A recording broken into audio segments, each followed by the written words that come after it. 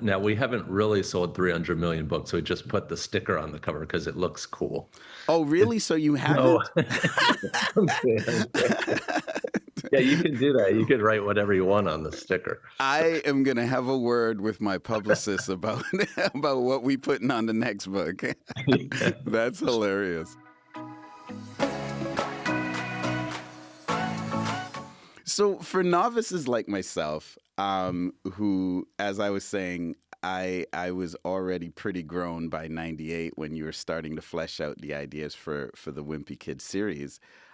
Can you describe Greg and his family to someone who's never met them?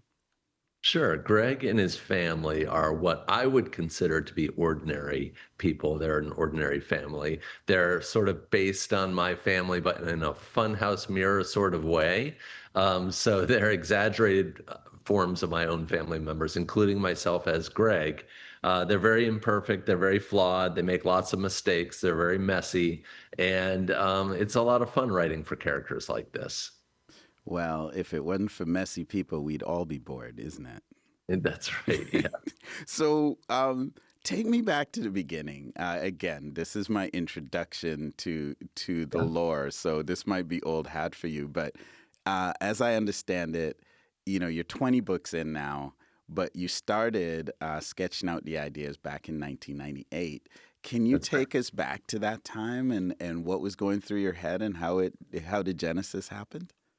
Yeah, I had wanted to be a newspaper cartoonist. That was my big dream, to be like Charles Schultz or Bill Watterson, who did Calvin and Hobbes. I wanted to be on the comics page, and so I took my best shot at it. I spent about 3 years trying to get my work syndicated, and it didn't work out. I didn't really get any encouragement. I got lots of rejection letters. This is a common tale for any creator who's trying to break in. So eventually, yeah, the newspaper started to contract. So in the U.S., most cities had two big newspapers. They all went down to one. Comics were shrinking in size, so the opportunities were drying up. And I felt like I needed to swerve, pivot, and so I came up with this idea of how to get my cartoons seen in a different way. And at the time, I was keeping a journal, and the journals looked exactly like the Diary of a Wimpy Kid books. They were a mix of Mm. text and drawings. And I thought, well, maybe this would work in fiction. And so I had the idea in 1998. I worked on it for about 8 years. And then finally, I was ready to share it with the world. And I did so in about 2006. Yeah, I mean, I wanted to ask you about Greg. Here's this character who really he's the same age in Party Poopers as he was in the very first book in the series. So what's it like?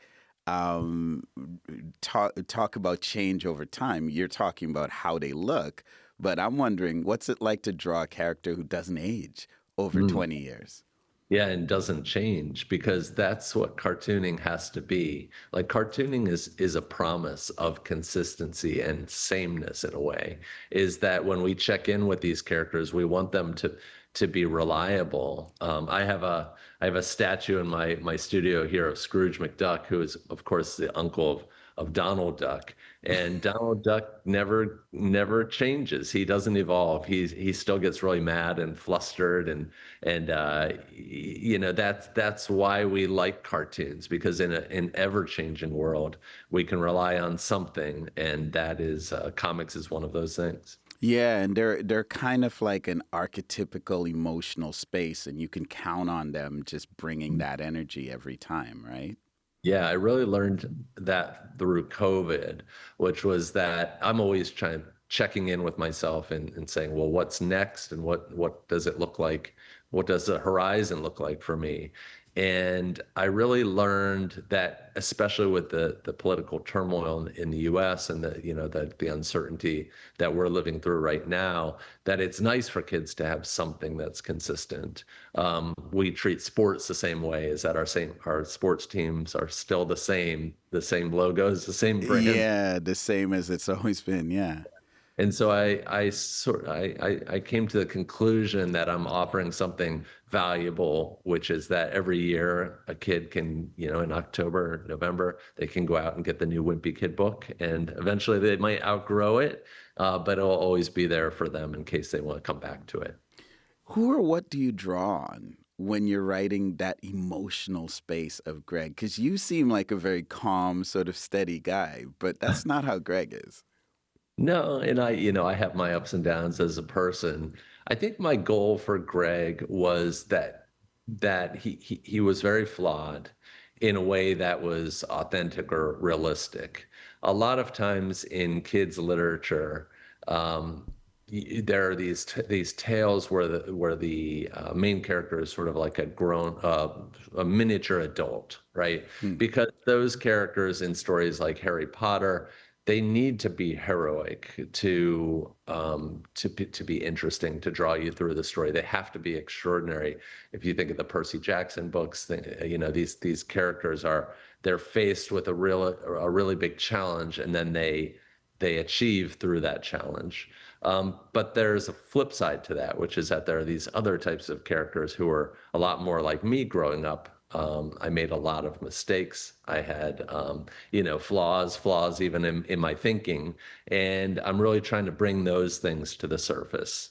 Hmm. I think of my books as being like a stand-up comedian. When a stand-up comedian goes on stage, they're usually talking about their shortcomings, right? They're not going to talk about how they won, a contest or something like that, or their achievements. They're talking about their insecurities and their problems. And the best comedians, they make the audience feel seen. The audience is sitting there in the dark watching this person on stage laying themselves bare, and you laugh because you say, I do that too. I'm Right. like that. And that's what I'm trying to do with these books, is hold up a mirror to kids' lives. No, that's beautiful. I love that. So I have a quote here of you saying, "I was an average kid who had his wimpy moments, as we all do." Yeah. What did you mean by that? I was just a sort of a normal kid. Like if you ask my teachers, who had me, do you remember Jeff Kinney? Most of them would probably say no. I didn't make a big splash, and I didn't make a big splash. I always felt like I was sort of observing life. I felt like I was almost my 40 or 50-year-old self, but stuck in fifth grade, seventh grade, ninth grade. And I felt like I was writing it all down in my mind in a way. Before I knew I was going to become a writer, I felt like I was an observer. And an observer usually isn't the main character. And I definitely wasn't the main character in the life that I grew up in. Got you. I understand. Yeah.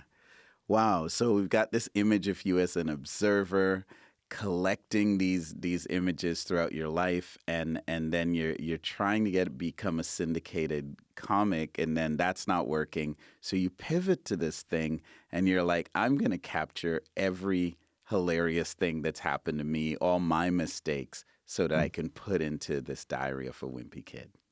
That's right, and that's how I make my money is by writing about my own mistakes. I remember one time this used to be my most embarrassing story, and now it's just normal for me to talk about. I was on the swim team as a kid, and our swim season started really early. It was like so cold in that pool in those months of the spring months when we started swim team. And so what I would do is I'd jump in the pool, I'd do one lap, and then I'd tell the coach I need to use the bathroom. They'd let me go. I'd go and I'd sit in that bathroom for the whole rest of practice, but I would get so cold that I would wrap myself in toilet paper just to stay warm, and then by the time my dad came to pick me up, I would have picked the last bits of toilet paper off of myself. But that's right in the books. Things like that go right into the books, and it's Wow. that's my bread and butter.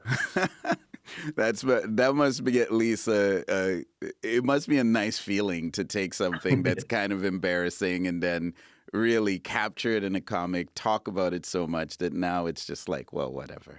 Yeah, right. And I think, that's a little bit extreme, and most kids wouldn't have done something like that. But I think that what's fun about the books is that you can laugh at Greg because he's having a little bit of a harder time than you, or maybe he's making things a little bit worse for himself than you would. But it's fun to have somebody that it's okay to laugh at their situation. Yeah, no, I feel that it's relatable. Superheroes are great, but they're not relatable. So I feel you there. Um, let's talk about Roderick. So as I understand, he's Greg's older brother, so the Wimpy Kid's older brother, and he's the cool brother because he's in a band. Mhm. Something I can relate to. Neither of them are particularly studious. So I'm wondering because usually on the next chapter we always ask about reading. Mhm. So if you could imagine Roderick and Greg reading, what would we catch them reading?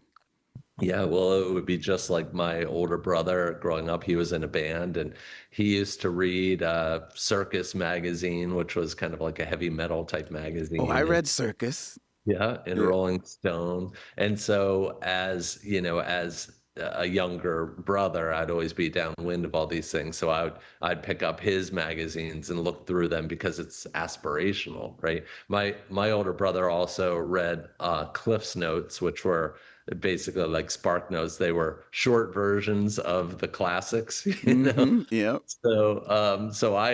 He had piles and piles of those. So those are things that Roderick would be reading. I think Greg would be reading comics and maybe some fantasy books as well. Thanks again, Jeff. All the Thank best, you. okay? Thanks. This was great. Take Yeah. care. Take care. Cheers. Bye bye.